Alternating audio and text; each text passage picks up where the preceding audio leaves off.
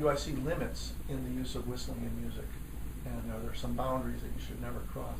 And no, I do not believe that. I think you can take whistling into any genre.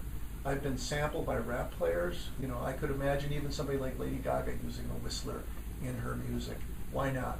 It can complement any kind of music as long as it's done well. And what I mean well is you can't just sing a happy tune if it's a blues song. It's got to be appropriate. It's got to be done at the highest professional level. And I think listeners will find it intriguing to hear whistling.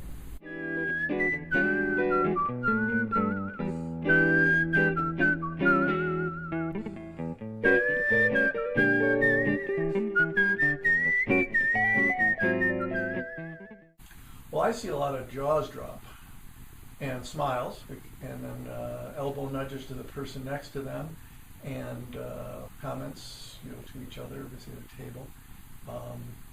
Most people haven't experienced professional whistling at the highest levels. Maybe they saw something on TV for a few seconds, but to experience it live is totally different because there's no chance for overdubs or some kind of gimmicks. So it's almost always amazement and delight.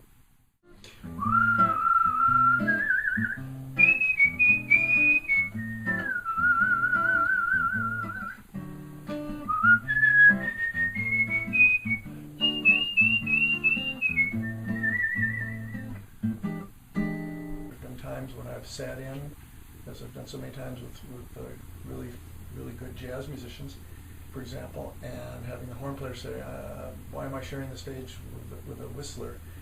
They'd never done that before. It was a new experience for them. So getting that credibility quickly so you can stay on stage is really important.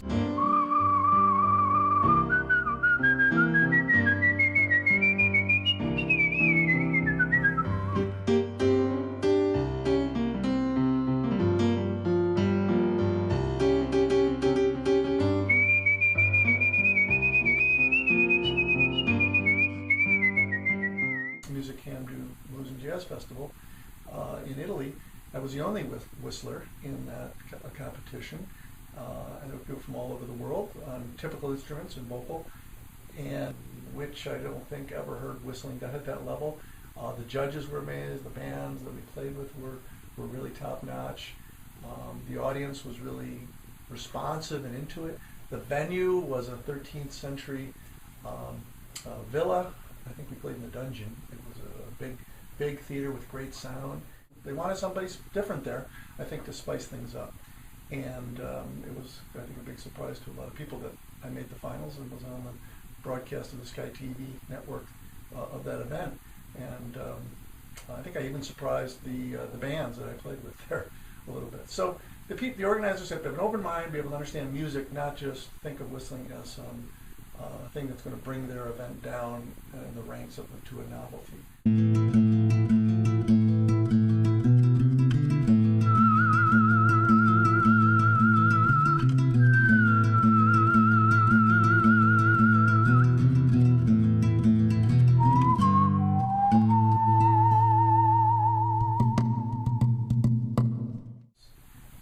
I get the most excitement when people say they like something, but they can't identify the instrument as whistling.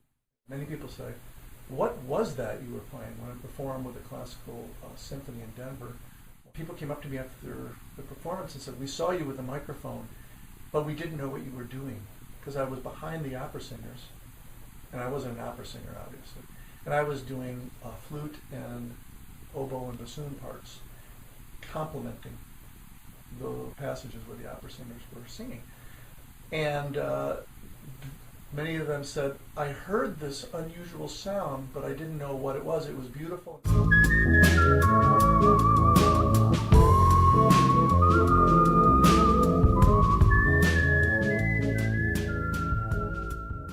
I think there's a subtlety if you perform whistling in certain ways where you are penetrating subliminally into people's psyche, basically, where they're experiencing it, but they don't know it's whistling. And sometimes when they don't know it's whistling, they don't have time to reject it, to say, oh, that's just whistling. So they enjoy it, they can't identify it, they don't know what it is. I've had people say I sound like a flute. oh, that's interesting. I can't sound exactly like a flute, but sometimes I sound more like a flute than a trumpet, for example. So I enjoy that. I like being a sneaky, subliminal kind of guy. So.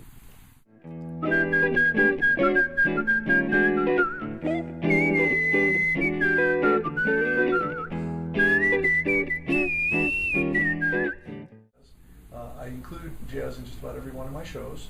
In fact, I just did a tour where I played at the Bitter End in New York, and I did kind of an Americana show there. And then when I played at Ithaca, New York, they wanted jazz.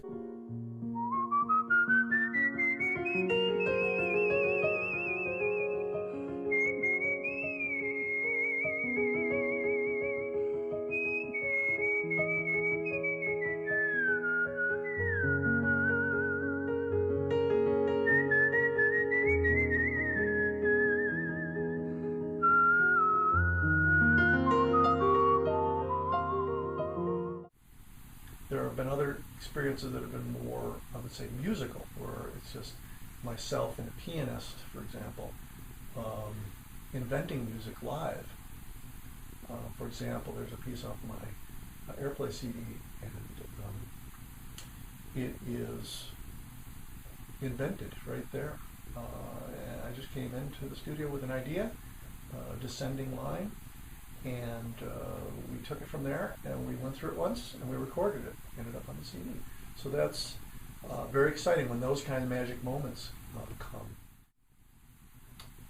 Jimmy Roll's piece, The Peacocks, is probably my favorite piece to perform. It's on my Airplay CD, and I think it's just a genius piece of emotion and a beautiful line, but not syrupy.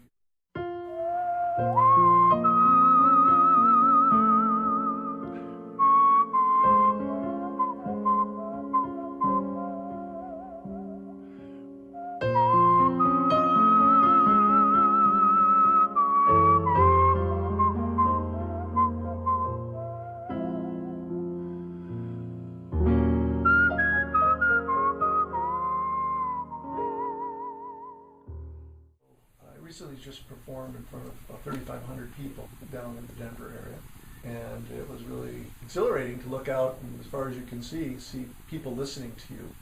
I had children on stage with me sometimes, and that's really fun and memorable to have 35 kids singing along with you or whistling. Actually, some could whistle.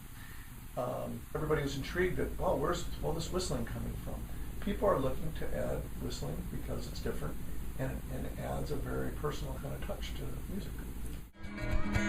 Things will come together. We're two birds of a feather. Do the duck walk, quack, quack, quack, quack, quack. I'll be apologizing. You'll be realizing that we're better. Oh yeah, together. Yes, we are, baby. Rainbows off my back, and all I do is crack. You